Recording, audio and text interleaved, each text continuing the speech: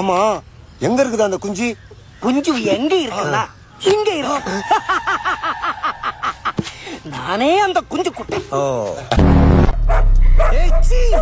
நாய், பக்கத்தெரு நாய் உன்னை ரேப் பண்ண வரும்போது கல்ல விட்டு காப்பாத்துற விஜய பார்த்தா கொலையிற நீ. நாங்க எவ்வளவு இறங்கி வந்து பேசுறோம். இறங்கிட்டு வந்தானே பேசுற. கையை பிடிச்சுக்கனா ஒரு பாட்டல் அடிச்சு கொடுங்க, வீட்டுல டிவி மேல வச்சுக்கிறேன். திரும்பாத, கன்ஃபார்மா பின்னாடி நிக்கும். இப்ப என்னப்பா பண்றது?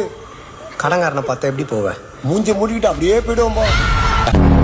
மந்திரவாதி பெண்ணல்லோ, மாப்பிள்ள லவ்வல்லோ, அதுக்குதான் நாங்க இப்ப வந்தல்லோ. யோ, எல்லா தமிழ் வார்த்தையிலும் கடைசியில லோ லோன் போட்டு பேசினா உடனே அது மலையாளம் ஆயிடுமா?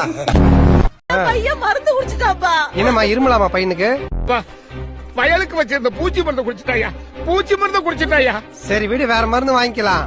எனக்கு மட்டும் ஒரு நியாயம் கிடைக்கல, இங்க இருக்கிற எல்லாம் என் கவுண்டர்ல போட்டுருவேன். டேய், ஒரு ரூபா வேணாம். சாரி மாப்பிள்ள, என்ன சொல்றதுன்னே தெரியல. சக்கரை கம்மியா ஒரு டீ சொல்லு. சுரேஷ், உன் முகத்தை நிமிந்து பார்க்க கூட கூச்சமா இருக்கு. நான் வேணா குனிஞ்சு காட்டுவா மாமா?